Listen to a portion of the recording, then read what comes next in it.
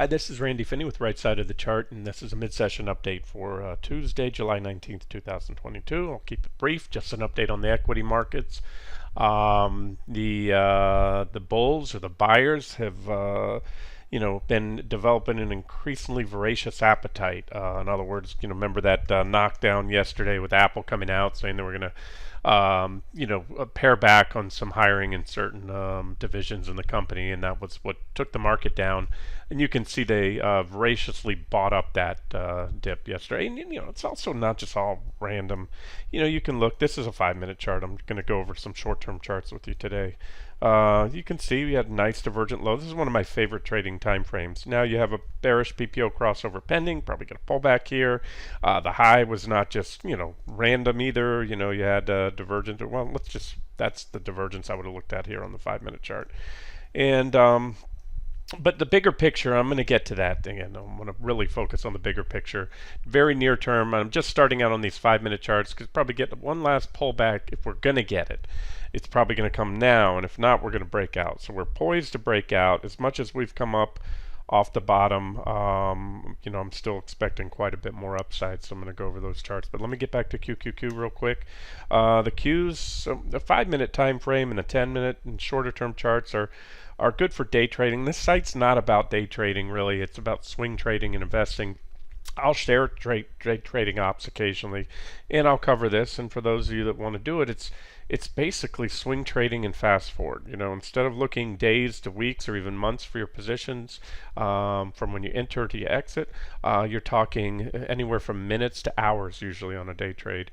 And so this is the last on the 5-minute chart, our last divergent high right there. You can see this wedge right here. You broke down. That was a sell signal. You back tested. That was a second objective short entry, and then you failed to make a new high, and then you had a big down. That down ended with positive divergence. You had a double check of that low, extending the divergence right there, and then you had an up. Now you have negative divergence at resistance. And so again, same thing. If this was a weekly, a monthly chart, you got to be a little more quicker on the faster on the trigger. And again, I want to just say that we may get another pullback here, more than we've had so far. There's a little 5-minute near-term uptrend line broke down, back tested there. But the bigger picture I'm about to roll to in 1 second so I'm not all over the place. Let me just go to NQ real quick, show you what that looks like. This is a 10-minute chart, 2 weeks of price action. So you can see this level right here. It's about 12,184.50 or so. You have 1, 2, 3, 4, 5, 6 multiple reactions. We're there again. Now the way this works is, you can continue to keep shorting that. That was yesterday's drop off that level. Again, not random. The news came out, and I've always said this. It never, ever, ever fails to amaze me how often the news aligns with technicals. So, and the thing is, the market, it wasn't on the first tag there. The market was holding that level, and then the Apple news came, took the market down. That's where I showed you an objective long entry, but you had a nice, even better support level just below that. Same chart I posted yesterday. You can look at it, and that level was on there, and that's where we went to. And then in that, we had pretty much divergent lows, a roughly equal low on that level with much higher highs on the PPO, swung it up here. And there's only little RSI divergence, no divergence on the PPO now. So I believe, bottom line is, watch if you're, however you are, whether you're a bear and you're short and you're wondering where to put your stops, or you're a bull wanting to add to longs, or you wish you were long and you want to get long, a pop above this level and these others I'm about to show you here. And that's a very short-term chart. Now let's zoom out. We're on NQ, so I'm going to zoom out to 3-month chart. Remember, we already broke out. Let me go even all the way to a 6-month chart and a little cleaner. I have a million what I call micro levels there, all those trend lines, support and resistance levels that I trade actively off of. But this is the big picture on the Nasdaq 100 futures NQ. We had a big divergent low, 60-minute chart here on this 120-minute chart. Breakdown, back test, and we're moving higher. And this is that trading range I just showed you on the 5-minute chart of QQQ. Powerful stuff and from when we popped that. But again, it's resistance, and this is where the sellers keep stepping in for the last month or so. And so you got to respect that. So maybe one more little pullback, possibly not. And remember, this is still what I call my near-term preferred swing target, the bottom of that range right there, the trading range from late May to early June, and that's quite a bit above. So just for you NQ traders, pretty much a pop above today's highs, so you can buy any little minor pullback. I'll show you where I reversed. I closed longs right before the video for a quick pullback trade, and if it doesn't work, I'll get back in long when we get the breakout.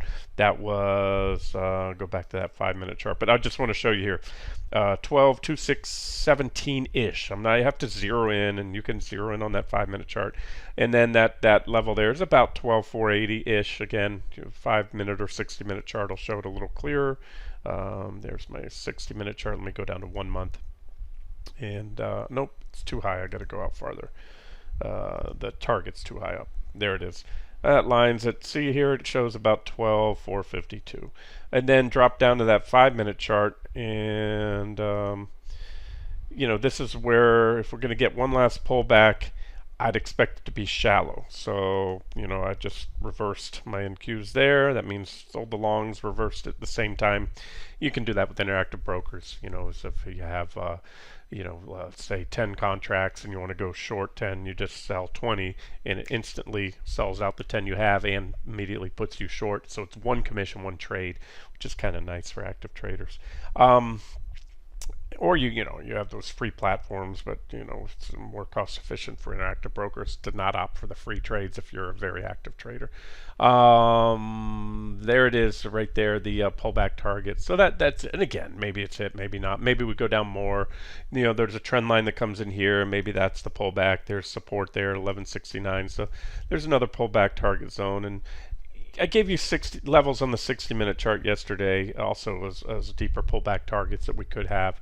But again, be on the watch for a breakout above this resistance level. Now let's go to QQQ. That's what I started right here, I think, on this 5-minute chart. If not, yep, there it is, bearish wedge. Keep hitting that level. It's about 286.60. Negative divergence on the 5-minute chart. That's why we could get a tradable pullback here. Support levels 294.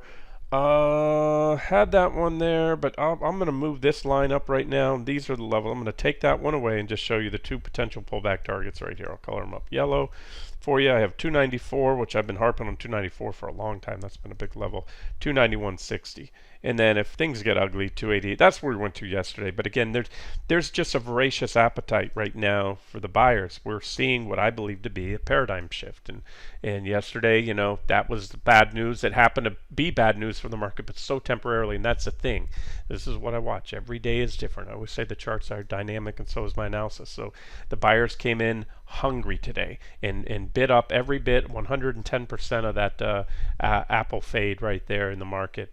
And we're back to what is a potential breakout level. So you can see it on QQQ as well right here. There's your big line. It's about 296.40. Pretty much today's highs, yesterday's highs, these highs from back here a couple weeks ago, these highs. Well, let's make that, color that line up so we know that's the important line right now. Let me change the color here. Purple line no longer as significant, so I'm going to make that white again. And boom, there it is. And it's not only that. Let's look at the other index. What most people consider the stock market or more representative, and that's the S&P 500. So you've got your ES. Somewhere I have it here. Bear with me. I've got 1,000,001 charts down here. This is a 6-month chart, 2-hour candles, and this is a beautiful downtrend line right here. Okay, remember NQ. And I was very clear on that when I pivoted, the day of the market bottom from short to long, with a long bias. I said I favored the NQ, the Nasdaq 100, because that's where I thought the initial surge of money would go into those market leaders, and it has been. But lately, as I told you, I've been shifting some money, rolling some money into the small caps, and the S&P is lagged behind. But now when the S&P breaks out, because remember, there's a lot of traders, and that's all they trade, or the ESs. It's the S&P 500 futures or SPY. Look at all these reactions. And we tapped it yesterday, and we're right there right now. So again, if we can just pop today's highs by a couple percentage points, it's going to put all these resistance levels in the rearview mirror. There's most certainly also the recent highs. On SPY, it's more of I'm sorry, ES. Yeah, that's the level right there. About 339.22 should do the trick. You also could draw a little minor downtrend line right here. You know, this SPY's been kind of doing this. Either way, they come in together. You know, and you can't go down to the penny on a 4,000 point security, but you'll know when you see it. So that's what we're looking for here. And I don't know, they might not even. I'm probably going to pause the video here and maybe just take whatever shallow profits I have right now, because I don't know if we're going to hit those pullback targets. This looks like a setup ready to pop any day, any minute now. Let me just show you SPY for you SPY traders, and also for those of you that don't trade it like me often. Sometimes I will, but use it to watch the market. You know, this is a 60-minute chart of SPY, and you've got, there's that downtrend line I just showed you on the futures. You've got quite a few reactions, 1, 2, 3 distinct, 4 yesterday, and now we're there again. Pop that. Then you do have some resistance a little bit above there, about 393. But other than that, it should be a relatively swift move up to my target. Remember, I'm targeting the bottom of this range here. It's just a near-term swing target. It's not my final target, but you know, get a quick pop up there, probably get a pullback off that level. You know, you've got that potential divergence here. So we're not out of the woods yet. And remember, we're below the 200-day moving averages. There's a lot of trend indicators that still say we're in a longer-term bear market or downtrend. So you got to be a little skeptical with this, and just stay flexible. Don't get married to any one thing. Don't get married to a bias that we're in a bear market with more to come, in a recession. I think that's the case, but I don't care where we're at a year from now. As an active trader, I care where we're at today, tomorrow, next week, and then I'll have, and I share my longer term view where we're going, targets. But I'm not only not going to ride out a bear market rally short and get back 20-30% of my profits on swing positions, but I'm going to turn around and profit that. That's what I do. Cover those and lock in the profits on the shorts, as I did back here a few weeks ago, and then profit on the bounce. And then when it's time to move IRAs and long-term accounts back short again, that's what I'll do. It's just not that time yet to me. So that's it. There's a SPY, S&P 500. That's what it looks like here on the daily chart. You can see that kind of resistance there. There's a downtrend line, but this is a larger potential, max target, let's just say right now. When I say max targets, things are subject to change, but there's a 200 exponential. There's a big resistance there at about 428, which also comes in with the 200-day simple moving average. And then, if and when we get there, because it's not going to be straight up, we'd zigzag up. We'd probably get there around the same time. And so that's a potential bounce target for the S&P 500. And if it fails to materialize, then hopefully I'll have reversed back into out of longs and back into shorts, swing or trend positions, while giving up minimal profits. But we'll see. Again, take it day by day. As of now, I'm seeing nothing but check marks across the bullish case. And if we pop today's highs with convictions, as I just laid out the case, it's going to be even more bullish. IWM, I told you last week that I've started to, shift into this. They had underperformed, and I'd stayed out of them off the lows, but started to roll back in recently, and I'm seeing the small caps lately leading, and that's what I like, and that's what I expected. They're up 3% today versus the Qs. That's IWM, by the way. Qs are up 2.19, and SPY, usually a lower beta index because of all the things that hold it down, like steady eddy dividend paying stocks, REITs and utilities and things like that. So, and that's as expected, up less today. So, like I say, there are times I'll overweight the S&P 500, trade it mainly if I'm bullish on the financials really hard, because they have a heavy A weighting, whereas the Nasdaq 100 doesn't, or other sectors. But all right, back to that. So small caps, and this is just indicative, and it's confirming what I've been talking about lately. We're seeing a return back from a risk-off environment to a risk-on environment. And so, I say, I'm either going to be right or wrong on this. I'm going to be right. I'm going to be more right on things like Bitcoin, Ethereum, and they've been rocking lately, up another 7.6 today on GBTC. We already hit that first target. There's T2 and there's T3 and a potential T4 up here, so plenty of meat left on the bone there, by the way. And again, so you're going to make more, but does that mean you put everything in Bitcoin? No. You're just taking a tremendous risk. I do this for a living, so I can't risk, just load up everything in Bitcoin. But I do have a pretty nice position there, and it's paying off. And it's again, I watch the markets, and if my risk on scenario, like everything I'm seeing today, them gobble that. The yesterday's dip up, getting back up above those levels we were yesterday, like I talked about. That's all good. This is Bitcoin futures. This was that kind of trading range we were in lately. We had two little whipsaws to the bottom, one whipsaw to the top, and then I added this line today just to let you know. 22,980, which is this previous reaction high here, and we're starting to crack that, and that's a 3-month chart. This trend line goes back further, and these are all potential targets. The downtrend line, the top or the bottom of that gap, I'm referring to this gap right here. See that gap, and then the top of the gap, that's my target zone. And so that's still, as much as we've moved off the bottom in Bitcoin, I think there's more to come, especially if the market breaks out. So that's that. I covered the small caps. I've covered did I cover the futures or RTY? I don't think so. I think I covered IWM. RTY, very important. I'm glad I covered this. That meshes with everything else I'm seeing. We're at a pretty important technical juncture here in the markets. That's a nice downtrend line. I believe it goes to the left with more reactions. I'll check that 1 second. But look at this. You have a major reaction high right here, and then rallied up off the lows. That's my reversal point. Came here, had a little pullback with a small bearish rising wedge, complete with negative divergence. Nothing goes straight up forever, and we've been building energy right here. Boom, boom, boom, boom, boom. And so if we pop the top, that previous high and that high right there, we're also going to pop this trend line, and that's powerful stuff. And that would be a breakout, obviously, for RTY. You go back 6 months, 2-hour candles, and I'll just draw it for you. There's the downtrend line right there. So boom, and where do they go? Well, you're going to trade off. Also watch the S&P 500 and Nasdaq 100, but just looking at this. I'd have to sharpen my pencil here. I know this is that trading range that I have right here, the bottom of that on SPY and QQQ. So that's certainly a potential level, and I just put a line there. But we could break that and head up higher. Let me get the video out to you guys. I threw out one other individual stock trade idea. Remember the pot stocks too. Don't forget about those. Those are risk on trade, and they're firming up there. They're not ripping yet, but this one is the one I gave you today, NCNA. So far, a near perfect rejection. I got it out to you right before as we're heading up to 189. We hit a high of about, or exactly 187.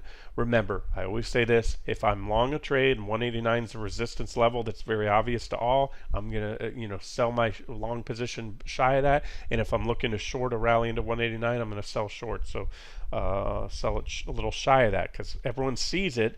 You're going to have traders like me that are going to step in early, and so far that was it. So we pretty much nailed the entry there. Now, it hasn't panned out yet, at least not for my target, but you can see the 60-minute chart. You've got that negative divergence. There's the 108 level. I showed you $1 because I was zoomed in real tight. That's that reaction low. But remember, 108 is the support on the daily, and if hit, it's going to be about a 45% gain from, where we shorted. And if they pop this level, this thing, look, they've been buying. We could pop it, and there's not a lot of resistance still up about here. So I'm keeping the stops relatively tight. Relative means relative to the gain potential. I'm swinging for the fences on this one. It's either boom or bust, and bust isn't going to be big because I'm in just under that 189 level, and I'll let it go up to about 209, 210. It really shouldn't. Might even pull the plug, lower my stops to break even, because it really at this point should not pop that level. Sometimes they do, the market makers, if they have enough juice, meaning enough dry powder capital, they'll pop it up there to try to pop the stops, and that's why I always have my stops comfortably above a resistance level just to prevent those shenanigans. They're as old as the hills in the stock market, market makers, and now in this day and age with the electronic trading algos and the likes that can do that. So anyway, just one of many trade ideas. Gunslinger trade, beta adjust it down if you even take it, if it even meshes with you, if you're an aggressive trader and you're okay. And with it taking a highly counter trend trade, I mean, it doesn't get more counter trend trade than this. This is catching a falling knife in reverse. This is a knife going up in the air and you're trying to catch a knife that's, a rocket that's flying up. But that's what I do, and sometimes it doesn't work, sometimes it works, and when it works, the important thing, it needs to pay me better than 3 to 1. I'm not going to risk $1 to make $1. I'll risk $1 to make 4, on this one. That's what I'm doing. All right, that's about it. Let me get the video out to you guys, and that's it. We're either going to take out this resistance level. We could take it today, take it next week. As I said, we got the Fed coming up next week. You've got all those big fangs that people have been buying lately, but they're going to report soon. So you might get some profit taken, or it could be the other way around. That's the thing about the stock market. I'm suspecting there's a lot of people that are starting to realize that whole paradigm shift I've been talking about, that, hey, that henny penny scenario with the economy falling off a cliff isn't materializing. Fed being going to 1%, super aggressive. Maybe the Fed is about to slow their roll on the rate hikes. There's already talks about, now I'm starting to hear rumblings about rate cuts next year, when the Fed's going to start cutting rates. So I am seeing that thing again. I try to get in front of these trends, and so far that's been the trend, that paradigm shift from, this world's coming to an end, Fed's going to keep hiking forever and take rates super high, and economy is going a lot lower, to, hey, guess what? This has been an adjustment period. The Fed, so far, whether you want to credit the Fed or not, not DGP. I'm going to end this here. I just want to DJP. Yeah. DJP, my proxy, my real-time inflation proxy. Whether you want to credit the rate hikes or not, it was priced in the technicals. This is what, a big part of what I was going off of. This is the abatement in inflationary forces that was not priced into the last GDP print. In fact, they said we had the highest, increase in June, and yet it was, to me, the biggest drop, at least on the food and energy and all other commodities and precious metals. And then again, we bounced back to my target there, 34.63, where I think we get one more leg down. If that happens, and we'll need natural gas and crude to fall, I'll cover those in another video.